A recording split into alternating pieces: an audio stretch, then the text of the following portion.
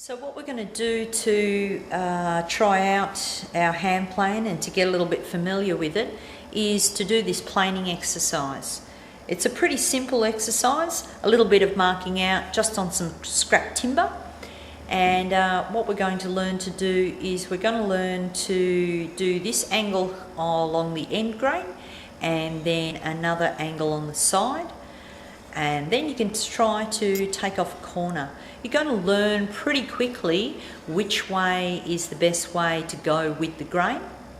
But one thing I will tell you is that going flat along an end grain is almost impossible without a decent amount of skill. But when we're going on an angle on an end grain, that's quite possible, and you could be able to do that in this session. So what I want you to do is to set out with the marking gauge and ruler, like I've done here. I've done 20 mil along one edge, along here, 20 mil along this edge, and then I've run my marking gauge down 10 mil along the edges here. There's a few extra marks on here because it's just some scrap timber that I got out of the box. But we're going to actually plane off these angles, okay? And if you can do this, you'll be well on your way to being able to be comfortable with a hand plane.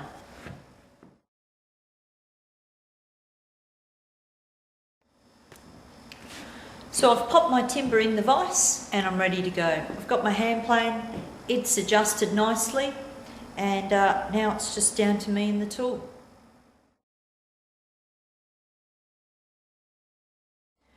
So the first thing that I'd like to say about a hand plane is that I usually don't go forward in a straight line.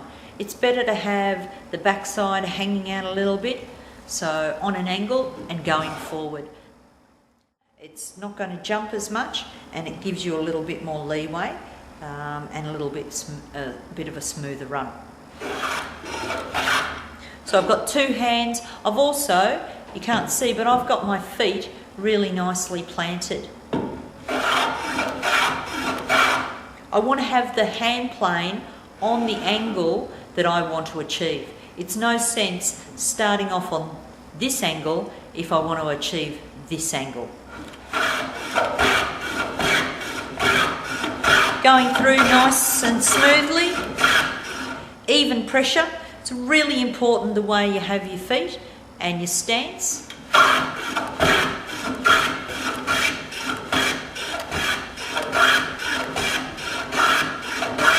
I might only go down to that 10 mil mark just tonight, just to show you this. You can see on this, I'm a little bit heavier on my front hand than my back hand. I've taken on just off a little bit extra material there. But as you can see on the top, I'm getting really nice clean cuts. So that means that the blade is nice and sharp and it's doing its job.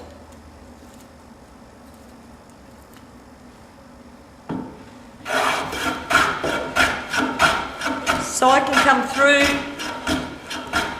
and stop there, or I can go all the way through.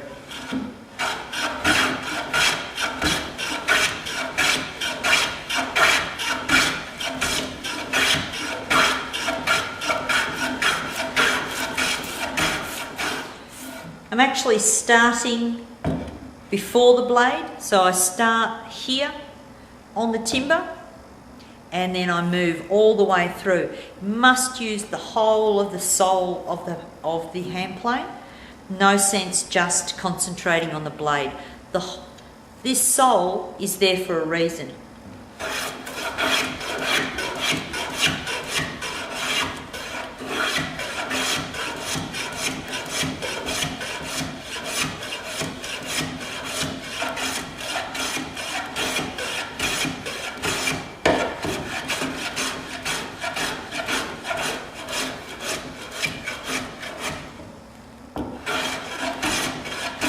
Nice and even, nice and easy.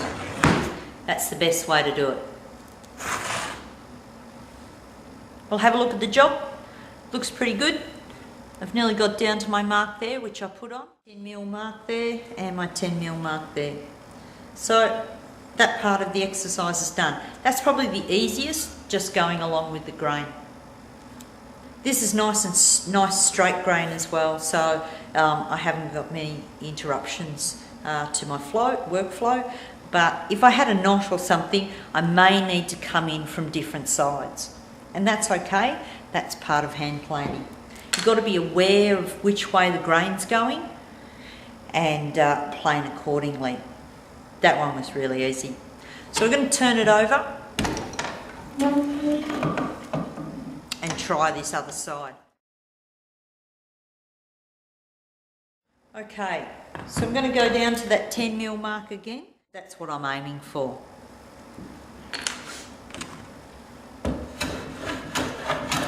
This one I'm going to go up a little bit. I'm not going to go straight across. If you do, the timber is going to split on the end there and you're going to end up with pieces falling off. The same on this end. Alright, so we must go in, and I sort of like to think of it like a bit of a cross. So we come in and we head up in that direction and out. We come in and we head up in that direction and out. So we cross across, okay? Don't try to come straight across the timber, fraught with difficulty. I'm going to get it started just going up and across it. In fact, this piece of timber's a little bit high in the vise. I prefer to have it down a little bit further where it hasn't got so much vibration. We'll see how we go though. Now I'm actually sort of stopping before the end because I don't want my timber to split.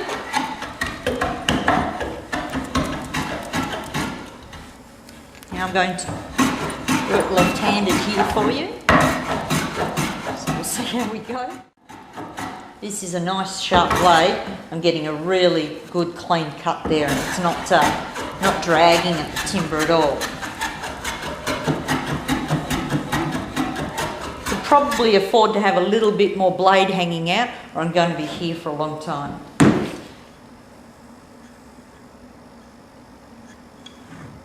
So to adjust that, I'm just going to work with the adjustment knob at the back. Bring it out a little bit and that will bring my blade out. Don't want to do too much, otherwise my blade will catch. Ooh, we'll see how that goes. It's a lot of blade. Can you hear? It's just catching too much blade. All I'm doing is putting big cuts in the wood. I'm moving it. It's grabbing, it's compressing the timber.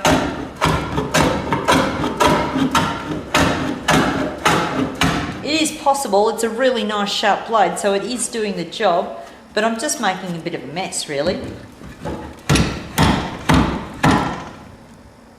Not really good. Better to wind that blade back in.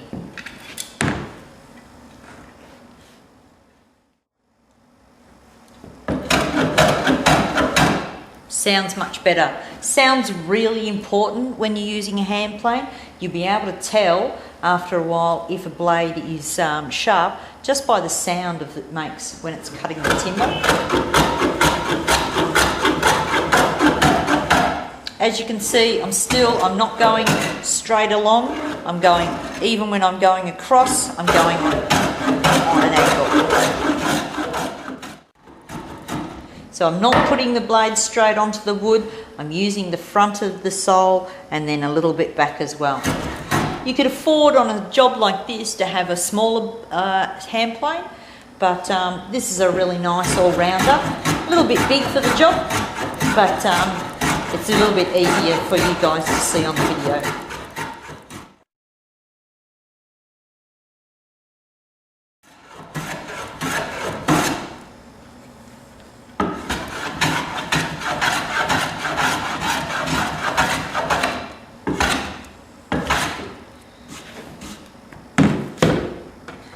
One way you can check the angle is by using a ruler, and we just place our ruler across and we see if we've got any divots, and if that looks good. Now if I go right the way through, you're going to start to see timber flicking off the end there. And that's got a funny name. It's called spelching. Might tighten it up a little bit. Seems to be moving a little bit as well. So I can just tighten it up on the top there, get a little bit more pressure into it.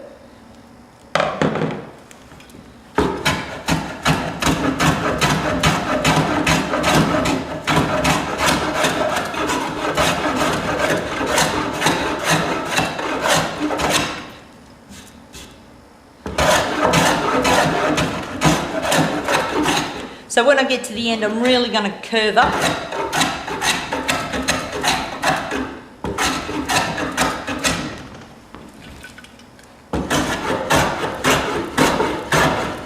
And when you start doing end grain like this, really important you have a very sharp blade, but you'll start to see which way the grain cuts a little bit easier, one way or the other.